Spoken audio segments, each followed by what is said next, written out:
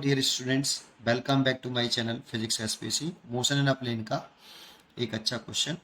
Late a one vector का modulus, that means a one vector का magnitude दे रखा है 3 और ए टू का वेक्टर का मैग्नीट्यूड 5 और a one plus a two vector का मैग्नीट्यूड 5 दे रखा है। The value of 2a1 plus 3a2 vector dot, ये डॉट प्रोडक्ट है, 3a1 vector minus 2a2 vector H, और ये चार चॉइस दे रखी है। ठीक है, देखो सबसे पहले इन दोनों का हम डॉट प्रोडक्ट करते हैं, फिर हमें मालूम पड़ेगा कि हमें किस किस की नीड है, फिर उसके हिसाब से हम आगे करेंगे। तो सोल्यूशन शुरू कर रहे हैं। सबसे पहले हम वैल्यू पूछ रहा है हमसे, तो वैल्यू ऑफ किसकी, 2a1 vector plus 3a2 vector dot 3a1 vector minus 2a2 vector. तो डॉट प्रोडक्ट कर लीजिए। तो डॉट जो प्रोडक्ट होता है, तो 2a1 का पहले इस पूरे में मल्टीप्लाई करिए, तो 2 इंटू 3, तो ये हो गया 6a1 vector dot a1 vector. अब इसका इसमें करिए, तो ये हो जाएगा माइनस के 4a1 vector dot a2 vector. अब इसका इसमें करिए, तो ये हो जाएगा प्लस के 9a1 vector dot a2 vector. अब इसका इसमें करिए, तो ये हो जाएगा माइनस के 6a2 vector dot a2 vector. अब जहाँ पे आपको पता होना चाहिए कि किसी भी वेक्टर का इटसेल्फ के साथ डॉट प्रोडक्ट करते हैं, तो जैसे मैं आपको समझाऊं कि नेक्स्ट पेज पर यहाँ पर a1 vector dot a1 vector कर रहे हो, तो ये a1 वेक्टर और ये इस इटसेल्फ के साथ डॉट प्रोडक्ट कर रहे हैं, तो इनके बीच में जो एंगल होगा वो 0 डिग्री होगा। जैसे ये अगर a1 वेक्टर है ये, तो ये वाला a1 वेक्टर ये रहा और दूसरा वाला a1 वेक्टर भी यही रहा, तो एक दूसरे के सेम डायरेक्शन में हो गए। सेम डायरेक्शन में हो गए तो दोनों के बीच में एंगल कितना, 0 डिग्री। और हम फॉर्मूला ये लगा रहे हैं, ए वेक्टर डॉट बी वेक्टर बराबर क्या होता है, फर्स्ट वेक्टर का मैग्नीट्यूड, सेकंड वेक्टर का मैग्नीट्यूड और कॉस थीटा। और थीटा यहाँ पे लिखते हैं एंगल बिटवीन आपका ए वेक्टर एंड बी वेक्टर। तो ऐसे इसको अगर फॉर्मूला लगाएं, तो फर्स्ट वेक्टर का मैग्नीट्यूड a1, सेकंड वेक्टर का मैग्नीट्यूड भी a1 और इनके बीच में एंगल 0 डिग्री, इसीलिए इसे लिख सकते हैं हम a1 का स्क्वायर।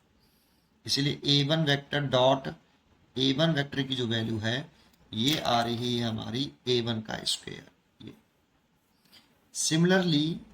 सिमिलरली अगर हम a2 vector dot a2 vector, तो ये भी दर्शन सेम होंगे, इटसेल्फ के साथ डॉट प्रोडक्ट है, इसीलिए इसको भी सॉल्व करेंगे तो ये a2 का स्क्वायर आ जाएगा। ठीक, इतना आ गया। तो हम एक पहले तो इसको सही कर लेते हैं। ये 6 इसकी जगह पे ले सकते हैं a1 वेक्टर का स्क्वायर, और इसकी जगह पर इसकी जगह पर लिख लेते हैं, ये मैंने लिखा है इसको और इसको, ये लिख दिया है, और ये वाला मैं इसको यहाँ लिख देता हूँ, माइनस के 6a2 वेक्टर, इसको लिख दिया। देखो अब इसमें से इसे घटा देंगे तो ये प्लस के 5a1 vector dot e2 vector. ये देखो डॉट प्रोडक्ट है a1 a2 का, है ना। इसकी वैल्यू हमें पता नहीं है बेटा, क्योंकि a1 और a2 दो डिफरेंट वेक्टर हैं, तो इनके बिटवीन कितना एंगल होगा वो हमें कोई जानकारी क्वेश्चन में गिवन नहीं है, इसीलिए इसकी वैल्यू फाइंड आउट नहीं कर सकते। इसमें हम डॉट प्रोडक्ट भी निकालेंगे तो a1 a2 कॉस थीटा आएगा, और थीटा की वैल्यू हमें पता नहीं है, इसलिए इसको ऐसे ही रहने देते हैं अभी, है ना। तो यहाँ पर जो हमने फॉर्मूला यूज़ किया है इसे इक्वेशन नंबर 1 कर लें, और जो हमने यहाँ पर फॉर्मूला यूज़ किया है वो मैं थोड़ा सा यहाँ पे इसको मेंशन कर देता हूँ कि जो फॉर्मूला यूज़ किया है हमने यहाँ पे वो ये किया है कि a vector dot b vector equal to a b cos theta, और हियर थीटा जो है वो angle between a vector and b vector है। ये हमने फॉर्मूला यूज किया, है ना। अब इसमें कैसे समझाया मैंने, a one vector dot a one vector की, क्योंकि इन दोनों की डायरेक्शन सेम होगी, ये एक ही वेक्टर है बेटा, किसी वेक्टर का इटसेल्फ के साथ डॉट प्रोडक्ट है, तो इटसेल्फ के साथ ही है तो दोनों की डायरेक्शन सेम होगी, इसीलिए फर्स्ट वेक्टर का मैग्नीट्यूड, सेकंड वेक्टर का मैग्नीट्यूड और उनके बीच में एंगल 0 डिग्री, इसीलिए ये हो जाएगा a1 का स्क्वायर। एंड सिमिलरली ऐसे ही हम जो है यहाँ लिख सकते हैं आपका a2 वेक्टर और डॉट a2 वेक्टर, इसको लिख सकते हैं a2 का स्क्वायर। तो ये हमने फॉर्मूला इसमें यूज किया है ऊपर वाले स्टेटमेंट में, ये वाला हमने फॉर्मूला यूज किया है भाई, ठीक, इस वाले स्टेटमेंट में हमने ये फॉर्मूला यूज किया है। अब बात आती है कि हमारे पास गिवन क्या है डाटा में, तो हमारे पास जो है गिवन है डाटा में क्या, a1 वेक्टर का मॉडुलस, दैट मीन्स हमें a1 दे रखा है कितना 3, एंड a2 वेक्टर का मॉडुलस, दैट मीन्स हमें a2 दे रखा है कितना 5। तो a1 की वैल्यू तो देखो, इसकी वैल्यू तो मेरे पास है कितनी है 3 है, और इसकी वैल्यू भी मेरे पास है 5 है, बस मेरे को a1 vector dot a2 vector निकाल लूँ और यहाँ पे पुट कर दो, इसकी वैल्यू निकल आएगी।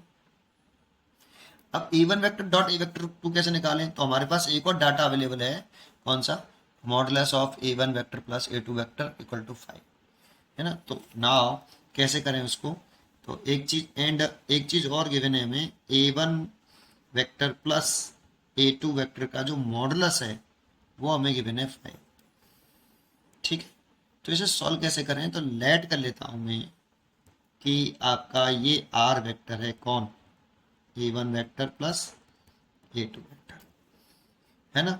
तो इसका अगर मेरे को मैग्नीट्यूड निकालना है r वेक्टर का मॉडुलस, वो रूट के अंदर होता है फर्स्ट वेक्टर के मैग्नीट्यूड का स्क्वायर प्लस सेकंड वेक्टर का मैग्नीट्यूड का स्क्वायर, ये ट्रायंगल लॉ ऑफ वेक्टर या पैराग्राम लॉ ऑफ वेक्टर लगा रहे हैं हम यहाँ पे, plus 2a1 a2 cos theta, और यहाँ जो थीटा का नाम है वो angle between a1 vector and a2 vector है, जो कि हमें गिवन नहीं है। तो लेट कर लेते हैं कि हमारे पास ये वाला वेक्टर a1 है, ये वाला, और ये वाला वेक्टर मेरे पास ये a2 है, और इन दोनों के बीच में ये टेल टू टेल होता है, टेल टू टेल, तो इन दोनों के बीच में एंगल मैंने लेट कर लिया दिस, ठीक है, ये हमने लेट किया यहाँ पे थीटा, और ये इसका रिजल्टेंट हो गया r वेक्टर,